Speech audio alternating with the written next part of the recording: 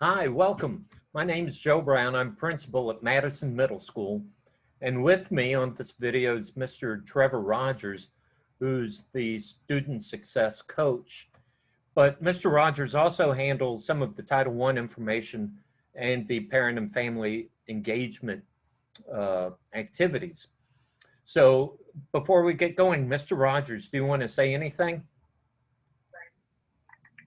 Sure. Again, I'm Mr. Rogers, student success coach. I just want to say I enjoy working with students and families, and you're the blessings to my job. So just love it. So every year, Title I schools are asked to present to parents Title I information. What does it mean to be Title I? What is Title I? Well, because we're living in the world of COVID, we don't have meetings. So we're doing this video and going to share it with all of our parents and post it to our YouTube channel so you can access this information. So if it's okay with you and okay with Mr. Rogers, I'm going to share a screen and go through a short PowerPoint presentation.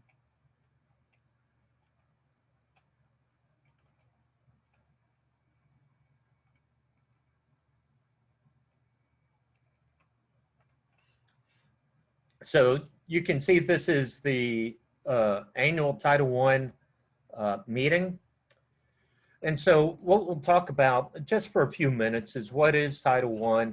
We'll talk about your rights as parents under Title I, talk about the parent-family engagement plan, some school data, both achievement and performance. We'll talk about Title I funds and how they're being used. Then offer some advice for you as parents, how you can stay connected to the school. So what is Title I? So during the mid-60s, the Elementary and Secondary Education Act was implemented. And this act has many different sections. Well, each section is called a title. And Title I of the ESEA is the education of students in poverty. And poverty is defined as students that qualify for the free or reduced lunch program. But there are different titles within that act. Like Title III is the education of students that English is a second language. We have another title addressing professional development for teachers. Another title is the use of technology in classrooms. So there are a lot of different titles under the ESEA. We are focused on Title I. Now, the ESEA has undergone changes and name changes. So many of you might recall back in the 2000s, it was called the No Child Left Behind Act. And now it is known as the ESSA, Every Student Succeeds Act. So the ESSA. So Title I is based on the number of students that qualify for the Free or Reduced Lunch Act. So at this point, I want Mr. Rogers just to talk about the parent-family engagement plan. Mr. Rogers? Okay, so the parent and family engagement plan, it's a collaborative plan that we put together with families, and we basically come up with a plan that allows us to look at school improvement because our ultimate goal is your student's success, all right, academic success. So we do this plan to look at things that we need to implement, anything that will help our students, and anything that will eliminate barriers for the parents so that they're able to actively participate in their child's education. And we post that plan on the school's website, and we also have physical hard copies in our main office for those parents that are unable to access the electronic versions. Right, and Mr. Rogers, you also talk about a compact. So what is the compact? So the compact, I like to call it kind of like a contract or an agreement. And basically, it outlines the responsibilities and commitment from all shareholders, which is the school, parents, and our students. So we will do our part to support your family and your student, And then, of course, we have expectations that the students will do their part, kind of like studying, homework, participating in class, doing, giving their best efforts. And as parents, you're committed to supporting the school to address issues that might pop up and to help your child study at home. So it's an agreement for all of us to help the child be successful. So let me just share some achievement data with you. So first of all, back in the spring of 2020, if you recall, we were under lockdown because of the virus. And so no students took the Florida Standards Assessment. So we don't have any data from the FSA for 2020. But if we go back to the spring of 2019, the students at Madison showed great gains. So in the areas of English reading, math, science, and civics, and algebra, our students made gains, proficiency gains in all those areas. And then another measure is whether students are making gains year over year. And both in English reading and math, our students made gains. However, the bottom quartile students, which is based on the year prior, the lowest students in the school, did not make gains. And that has to be our focus for the bottom quartile students to make gains.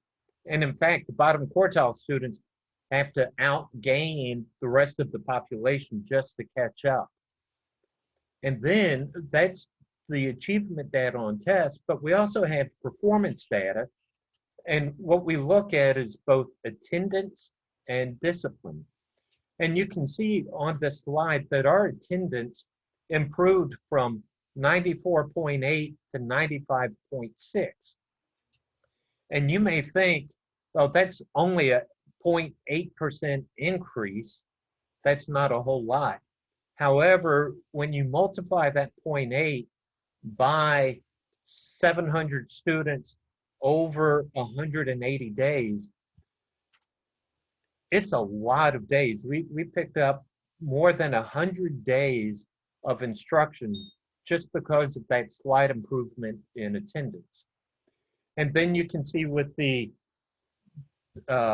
discipline, so discipline is measured by the percent of students who have not received any type of suspension, in-school suspension or out-of-school suspension.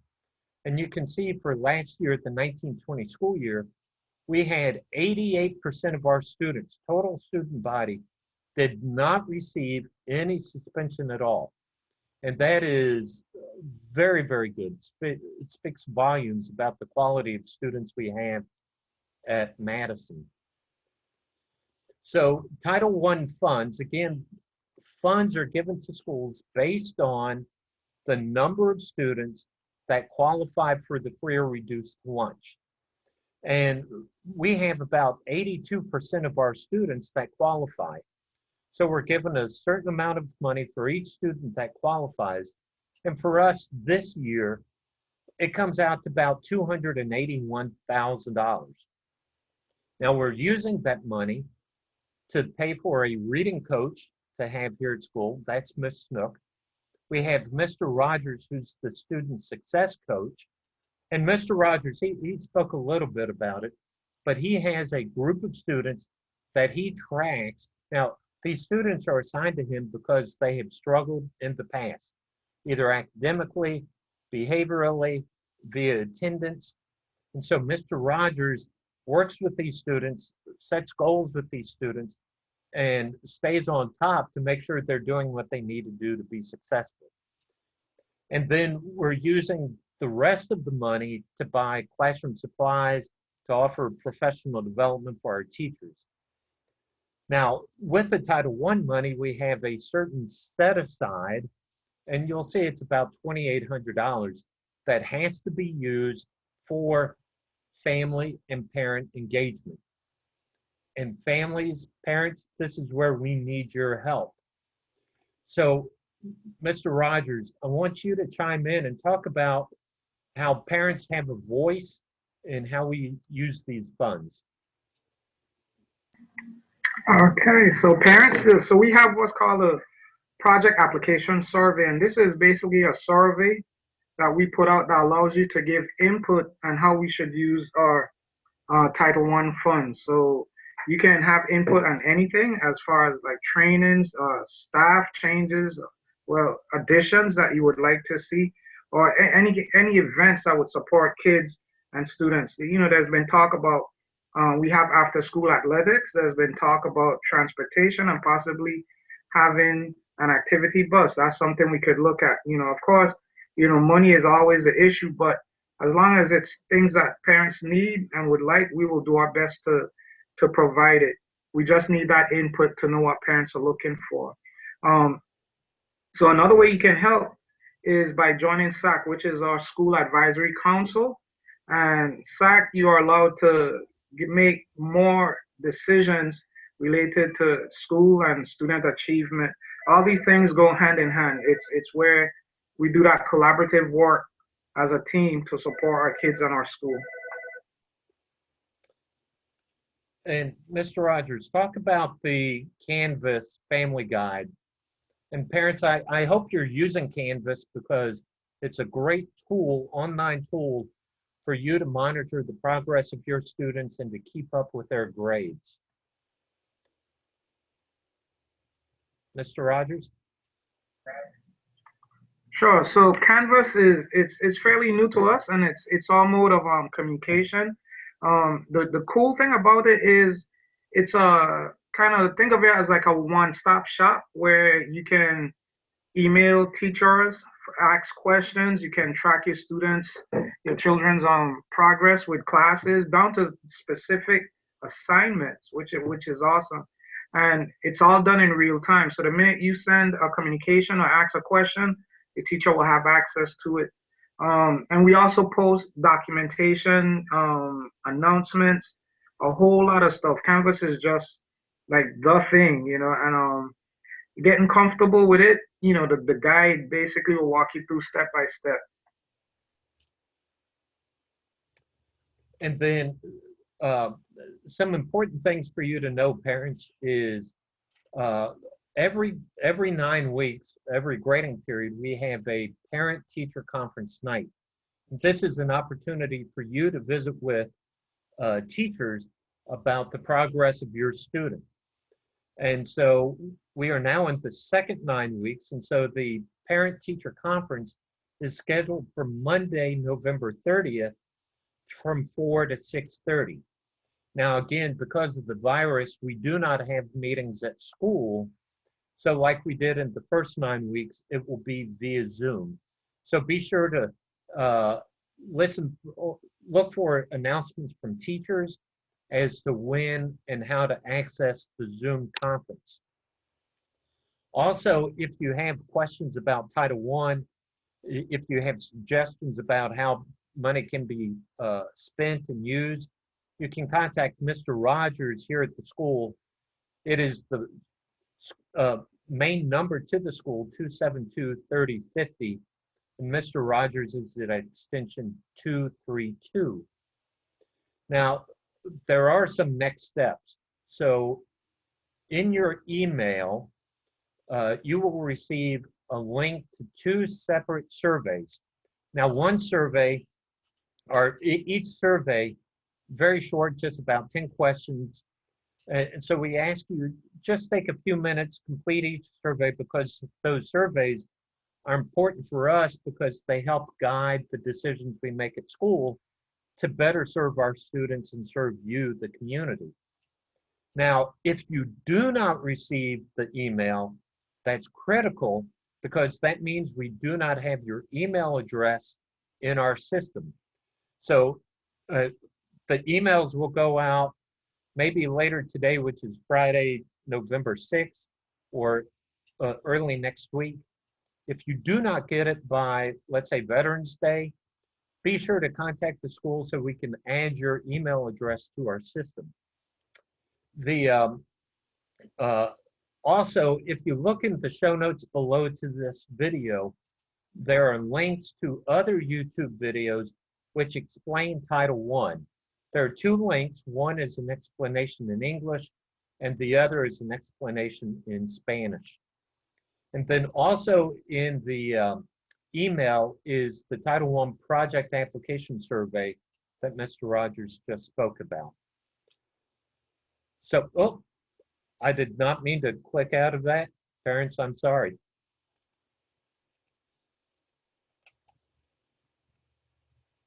And I'm lost. Parents, I'm sorry.